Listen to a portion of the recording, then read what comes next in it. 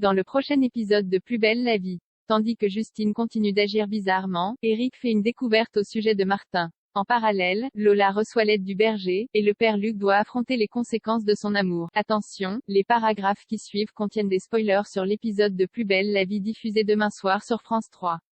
Si vous ne voulez rien savoir, ne lisez pas ce qui suit. Jeudi 1er septembre dans Plus belle, le père Luc est suspendu de ses fonctions. Nathan informe Luna que la photo de Myrtha avec le père Luc a fuité sur les réseaux sociaux. Nathan commet ensuite une bourde face à Myrtha, et Luna annonce donc à sa mère que tout le monde est au courant de sa relation avec le jeune prêtre. Atterrée par cette nouvelle, Myrtha appelle Luc en catastrophe pour lui apprendre qu'une photo de leur baiser circule sur les réseaux. Myrtha culpabilise et pense qu'ils devraient arrêter de se voir. Mais le père Luc, il rappelle à la femme qu'il aime que l'amour peut tout endurer et la convainc de faire face au scandale, malgré les conséquences qui pourraient arriver. Plus tard, le père Luc reçoit la visite d'un membre du clergé. Celui-ci lui apprend que des paroissiens lui ont fait remonter une rumeur le concernant. Le jeune prêtre assure qu'il aime réellement Myrtha. Il sait que Dieu ne juge pas un amour lorsqu'il est sincère. Mais l'Église ne peut cautionner son comportement. Si le père Luc souhaite vivre son amour avec Myrtha, il devra partir. En attendant qu'il prenne sa décision, le prêtre est suspendu de ses fonctions. Eric fait une découverte importante au sujet de Martin alors qu'il est au chevet de Simon, qui est toujours dans le coma. Eric reçoit un SMS d'Ariane qui l'informe que le procureur a placé Marc en détention provisoire. Eric commence à douter de la culpabilité de Marc. Étant donné qu'il est amoureux de Simon, il ne le voit pas lui tirer dessus.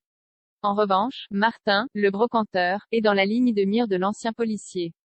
Eric jure à Simon qu'il ne va pas lâcher Martin. Eric prend ensuite le brocanteur en filature jusqu'au port et le voit monter à bord d'un yacht. Il attend que Martin soit reparti et monte à bord du bateau pour fouiller le moindre recoin. Il finit par trouver à l'intérieur du canapé l'arme qu'il avait lui-même achetée au marché noir. Eric retourne ensuite à l'hôpital, au chevet de Simon. Il se sent responsable de ce qui lui est arrivé et ne sait pas s'il doit balancer Martin ou non. Eric incite Simon à se réveiller quand Rose, l'infirmière, l'informe que l'hématome que Simon a au foie ne se résorbe pas. Le coma de Simon est passé au stade 3. Selon elle, Eric doit se préparer au pire. Blessée, Lola reçoit l'aide du berger dans la forêt. Lola continue de chercher désespérément Chaussette, le loup auquel elle s'est attachée. Alors qu'elle est une fois de plus tourmentée par une vision de Betty, Lola trébuche et perd connaissance. De son côté, Kylian est toujours sans nouvelles de sa sœur. Il commence à paniquer et à craindre le pire. Il décide donc d'aller prévenir Thomas et Gabriel et d'assumer. Finalement, dans les bois, Chaussette réapparaît et lèche Lola au visage pour la réveiller. L'adolescente, qui souhaite protéger le loup du berger, lance à l'animal qu'ils ne doivent plus se quitter.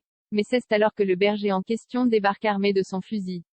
Il semble prêt à tirer sur Chaussette, mais Lola s'interpose pour éviter le pire, ce qui permet au loup de s'enfuir. En voyant que Lola boite, le berger, qui pense qu'elle s'est peut-être foulé la cheville, propose de l'emmener à sa bergerie pour la soigner. Après s'être occupé de la cheville de l'adolescente, le berger cherche à savoir ce qu'elle fait toute seule dans les bois. Il lui conseille de faire attention et lui demande d'appeler ses parents pour les rassurer. Il donne son portable à Lola pour qu'elle puisse joindre sa famille. Au même moment, Kylian est sur le point de tout dire à Thomas quand il reçoit un appel de sa sœur. Il est soulagé. Kylian met le haut-parleur pour que Thomas puisse entendre leur conversation, et Lola s'excuse de ne pas les avoir appelés plus tôt. Elle prétend cependant que tout va très bien. Une fois l'appel terminé, le berger propose à Lola de dormir à la bergerie. Il estime qu'il est trop tard pour qu'elle retourne à son campement. Le comportement de Justine est toujours aussi étrange au petit déjeuner. Justine reçoit un appel et part s'isoler pour répondre, ce qui semble éveiller les soupçons de Baptiste. Lorsqu'elle revient, elle prétend qu'il s'agit d'une urgence familiale et qu'elle doit partir. Dans la foulée, Baptiste reçoit un appel de la part de leur adjudant.